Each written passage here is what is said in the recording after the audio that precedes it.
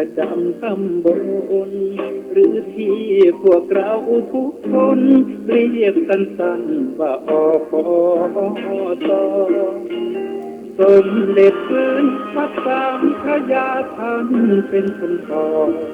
ตั้งแต่ปี18แล้วเนาะว่า40 ปีที่ยังยัดยืนงาน8 ภาระที่ทำให้พระนำพานำทางให้รู้ให้ใจให้วางให้แนวทางได้ความสุขคือสังคมบอกทำพระให้ทำทุกคนให้ตื่นครอบครัวได้คนดีขึ้นภาระอื่นๆคงดีขึ้นตามอปตขอใจชาวไทยทุกคนวอนสาธุชนชูความจนด้วยมนต์คาถาฟื้นฟูชีวิตปรับความคิดให้ถูกทุกอย่างเทคโนโลยีคุกคามให้พระธรรมเป็นยามเฝ้าใจเหนื่อยอบรมประชาชนประจำตำบลอปตนะอย่าสับสนปกลาไม่ใช่บ่อใบไม้มาช่วยกันนะอย่าให้หน้าจอมือถือมอมใจลูกหลานหลงยุคสมัยพระธรรมช่วยได้ถ้าคนไทยช่วยกัน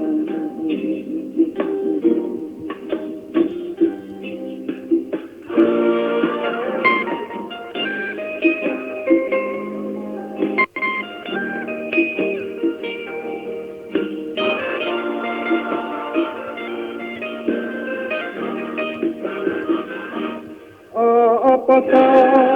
ขอใจชาวไทยทุกคนวอนสาธุชนชูความจนด้วยมนต์คาถาฟื้นฟูชีวิตปรับความคิดให้ถูกทุกอย่างเทคโนโลยีคุกคามให้พระธรรมเป็นยามเฝ้าใจหน่วยอบรมประชาชนประจำตำบลพระพุทธเจ้าเฮายังอยู่กูพิภพ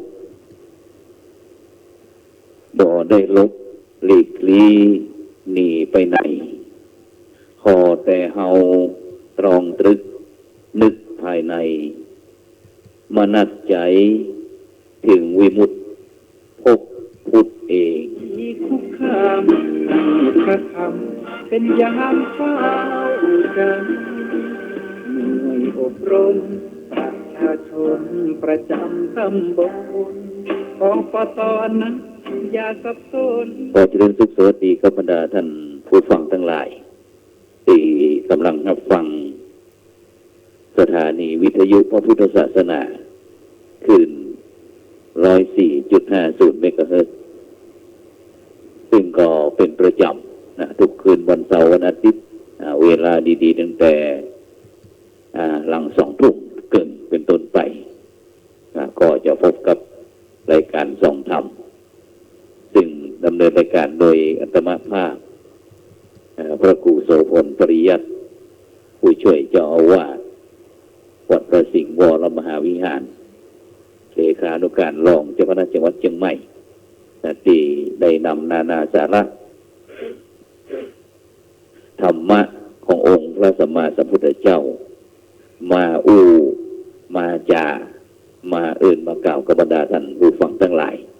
ทั้งคืน 104.50 เมกะเฮิรตซ์ซึ่งในค่ำคืนนี้ก็พบกันในคืนวันที่16วันอาทิตย์ที่16เดือนมิถุนายนปีพุทธศักราช2562ซึ่งวันนี้ก็เป็นวันความหวังแห่งชาติ เป็นวันความหวังแห่งชาติที่คนไทยทุกผู้ทุกคนหวังกันนักวันกันนะว่าวันนี้จะได้ลุ้นกับเปิ้ลนะแต่ถ้า ถ้าเลย5 โมงแรงไปแล้วก็ทำใจละหายใจกว้างเห็นไหม เวลาเงินซื้อกับเขานี่แงนคือหาแปรเวลาซื้อหวยซื้อแชร์นี่จับที่ไหนก็ได้จับที่ไหนก็ได้นะแต่จะได้กระตามบรรดาท่านผู้ฟังทั้งหลายนะวันนี้ก็เป็นวันอาทิตย์เนาะบรรยากาศในเมืองเชียงใหม่ก็อากาศนั้นก็สบายนะสบายนะฟ้าฝนก็ทำท่าจะตกนะซึ่งพระเจ้านี่ก็ซอยเข้ามานะซึ่งก็ถือว่าได้เข้าสู่ฤดูฝนนะแบบเป็นทางการมานี่ก็เกือบจะ2 อาทิตย์ละนะซึ่งแต่ว่านี้นะก็ได้ติดตามงานนะที่ตั้งคณะสงฆ์นะจังหวัดเชียงใหม่ได้จัดการประชุมคณะสงฆ์จังหวัดเชียงใหม่ซึ่งก็มีพระสังฆาธิการตั้งแต่ระดับเจ้าคณะหลวงพ่อเจ้าคณะอำเภอรองเจ้าคณะอำเภอแล้วก็พระเลขานุการทุกอำเภอในเขตปกครองคณะสงฆ์จังหวัดเชียงใหม่ก็ได้เดินทางมาร่วมประชุมกันที่วัดพระสิงห์วรมหาวิหารเสร็จแล้วก็มีหลายเรื่องหลายอันนะซึ่งวันนี้ก็ตะวันที่ประชุมนั้นก็ได้พูดถึงเรื่อง